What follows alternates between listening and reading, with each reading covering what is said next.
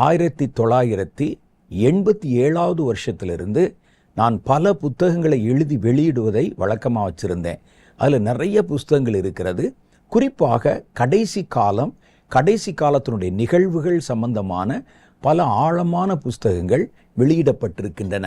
இந்த வாரம் நான் உங்களுக்கு அறிமுகப்படுத்துகிற புத்தகம் முடிவுக்கு முன், பிஃபோர் த எண்ட் என்ற ஒரு புஸ்தகம். இந்த முடிவுக்கு முன் என்ற இந்த புஸ்தகம் பேரே உங்களுக்கு அதில் என்ன இருக்குதுன்னு சொல்லிடும்.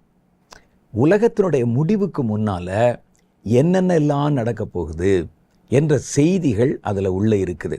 இதில் வெளிப்படுத்தின விசேஷத்தினுடைய பல ரகசியங்கள், பல காரியங்கள், தானியேல் சொன்ன 70 வாரம் அதனுடைய ரகசியம். தானியேல் புஸ்தகத்தில் படிச்சிங்கன்னா கடைசி காலத்தில் 70 வாரங்களை பற்றின ஒரு ரகசியம் சொல்லப்பட்டிருக்கும்.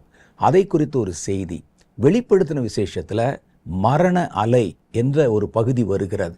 மரண அலையில் நீங்கள் பார்த்தீங்கன்னா அந்த பயங்கரங்கள் உலகத்திலே அரங்கேறும் போது மிச்சமாக கடைசியில் பாதி ஜனங்கள் தான் உலகத்தில் இருப்பாங்க.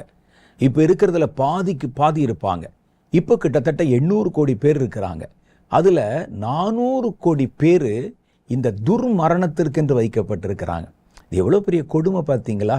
அதில் மாஸ் டெத், கூட்டமாக, அதை குறித்த விவரங்கள் வெளிப்படுத்தின விசேஷத்திலே சொல்லப்பட்டிருக்கிறது.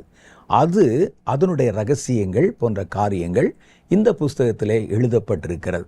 கர்த்தருடைய வருகைக்கு முன்னால் அடுத்தடுத்து என்ன சம்பவங்கள் நடக்கும் என்ற வரிசைப்படியான காரியங்களும் இந்த புத்தகத்திலே குறிக்கப்பட்டிருக்கிறது.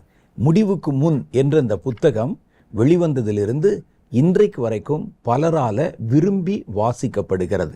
இந்த புத்தகம் உங்களுக்கு தேவைப்படும் என்று நீங்கள் நினைத்தால் எங்கள் அலுவலக முகவரியோடு நீங்கள் தொடர்பு கொண்டு இந்த புத்தகத்துடைய பெயரை குறிப்பிட்டு நீங்கள் கேட்டிங்கன்னா அதை பெறுவதற்கான வழிமுறைகளை உங்களுக்கு சொல்லுவாங்க.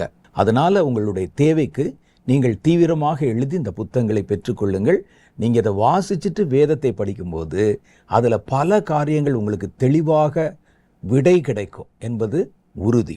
ஆகவே இந்த புஸ்தகத்தை வாங்குங்க, வாசியுங்க, பயன் பெறுங்க. கர்த்தர் உங்களை ஆசீர்வதிப்பார். ஆமென்.